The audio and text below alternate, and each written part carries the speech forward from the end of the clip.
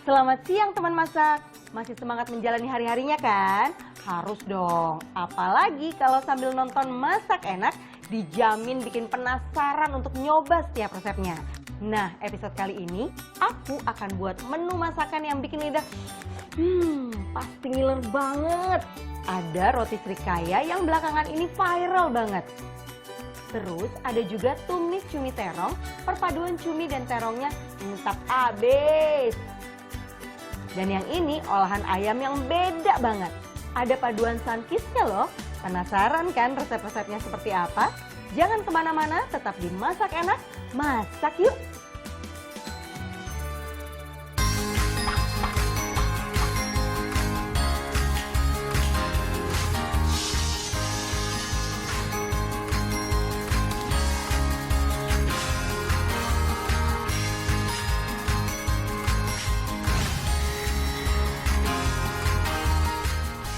Hai teman masak, kembali lagi di Masak Enak, masak yuk! Kali ini aku mau membuat makanan yang viral banget, roti srikaya. Rotinya dikukus, so yummy. Mau tahu kan bahan-bahannya seperti apa? Ini dia, ada tepung terigu dan juga susu. Kemudian roti itu harus pakai ragi dan juga gula. Dicampur juga dengan minyak. Nah, untuk selai srikayanya, aku akan membuat ada aroma karamelnya. Jadi ada gula pasir dan juga gula merah, santan, dan gula pasir yang berikutnya. Kemudian ada kuning telur dan daun pandan. Nah, semua bahan-bahannya sudah lengkap, berarti sekarang waktunya kita untuk masak yuk! Nah teman masak, sekarang aku akan membuat mantaunya. Bahan-bahannya semua kita campur. Jadi yang pertama adalah tepung terigu.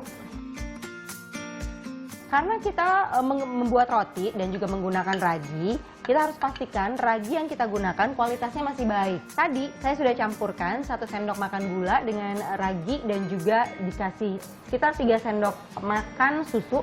Nah, ragi aku kualitasnya masih baik nih, tuh ya. Jadi akan langsung aku campur.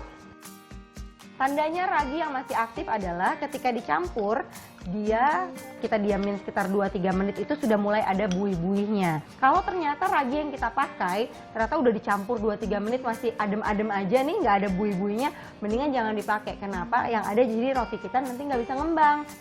Kemudian kita tambahkan susu dan gula. Nah, sekarang akan aku mix.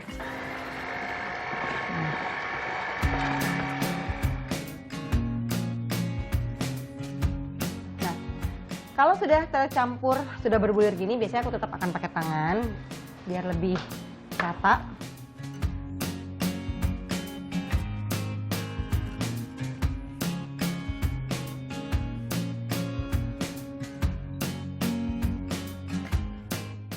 Banyak yang nanya kenapa bikin roti kok suka bantet. Nah mungkin karena kualitas raginya yang kurang baik. Atau kualitas raginya baik, tapi dicampur dengan garam. Jadi ragi itu setelah dia mengembang baru kita campurkan dengan garam. Tapi kalau misalnya lagi proses mau mengembang, jangan deket-deket sama garam karena raginya bisa mati. Nah ini kita diamin dulu. Nah teman masak, sambil menunggu mantaunya mengembang, aku akan membuat selai srikayanya. Nah, yang pertama adalah aku akan membuat karamel. Nah, teman masak, kamu pasti penasaran kan, kenapa namanya srikaya? Padahal nggak ada hubungannya, nggak ada bahan-bahan dari buah srikaya sama sekali. Tapi, kalau selai srikaya ini dibuatnya dari gula, santan, dan juga kuning telur. Sementara, nih, buah srikaya aslinya seperti ini. Jangan-jangan ada yang baru pertama kali nih ngeliat buah srikaya ya.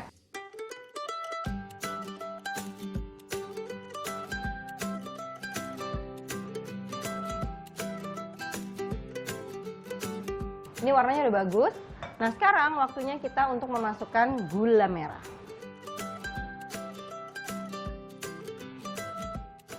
Gula merah itu memberi rasa gurih pada karamel yang mau kita buat. Kita aduk terus.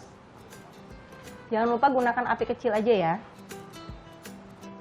Nah ini karamelnya sudah hampir jadi. Kalau sudah mencair seperti ini, baru bisa kita aduk.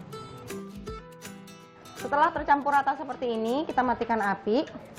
Nah, sekarang kita akan konsentrasi untuk membuat selai srikaya dengan mencampurkan kuning telur dan juga santannya.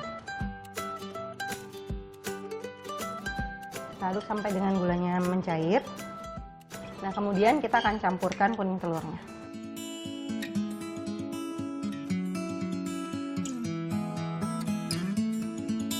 Nah, sekarang waktunya kita akan mencampur gula karamel dengan adonan santan dan juga kuning telur.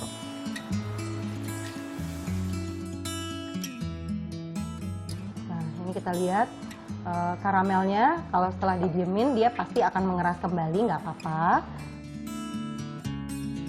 Kita akan aduk sampai dengan membentuk selai.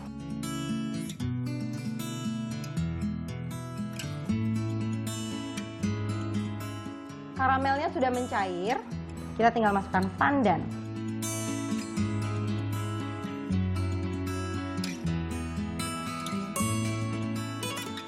Oke, nah sekarang aku mau kembali lagi ke mantau aku yang sudah mengembang nih.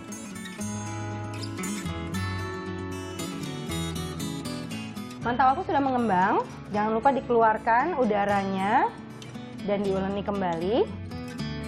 Jadi kalau pembuatan roti ini harus 2 kali pengembangan atau 2 kali proofing namanya. Setelah mengembang, kemudian kita kempeskan lagi. Sekarang akan kita tipiskan dan kemudian kita gulung. Nah, nanti akan kita diamkan lagi sampai mengembang.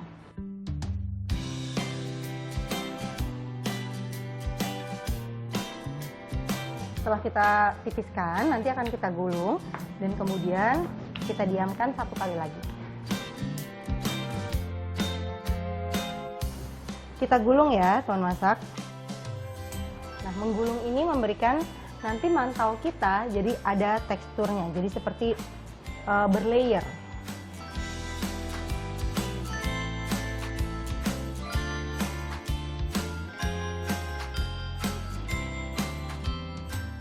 Nah, teman masak liatin deh, ininya tuh ada lapisan-lapisannya kan, karena tadi kan kita gulung. Nah, jadi nanti setelah mengembang, pastinya akan lebih besar dari ini. Nah, setelah mengembang nanti akan lebih terlihat lagi ada lapisan-lapisannya. Nah, ini kita simpan dulu, kita biarkan mengembang kurang lebih sekitar 90 menit. Nah, tapi daripada nunggu 90 menit kan kelamaan. Jadi aku sudah buat mantau yang sudah mengembang. Kita lihat sama-sama. Tuh, mantau aku. Nah, ini nanti akan kita kukus. Begitu dikukus juga akan mengembang, jadi di kukusannya jangan terlalu mepet-mepet ya naronya ya. Oke, sekarang aku akan siapkan kukusan, aku akan kukus mantaunya. Kita masukkan. Kalau untuk mengukus, jangan lupa untuk tutupnya dialasi serbet. Ini sebetulnya tips lama banget ya, kayak udah dari mamahku, dari nenekku udah pakai ini. Kenapa? Biar tidak menetes airnya yang membuat nanti mantau kita jadi kurang baik penampilannya. Nah, kita tunggu kurang lebih sekitar 15 menit sampai dengan mantaunya matang dan mengembang secara sempurna. Aku udah gak sabar pengen cicip-cicip, kamu juga kan pastinya. Makanya kalau mau tahu bagaimana nih mantau dan juga srikayanya setelah matang, jangan kemana-mana, tetap di Masak Enak, masak yuk! Kembali lagi di Masak Enak, masak yuk! Nah, sekarang mantau aku sepertinya sudah matang nih. Tada! Aku senang. Oke, kita akan matikan. Nah, sekarang waktunya kita untuk menyatukan mereka berdua nih, antara mantau dan juga srikaya. Sekarang kita taruh piring ya.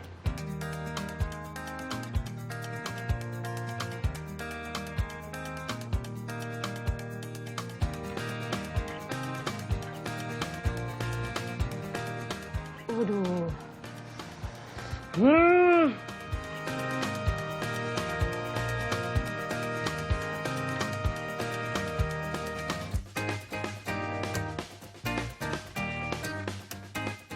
Nah, ini dia roti mantau kukus dengan selai srikaya ala Ami Zain.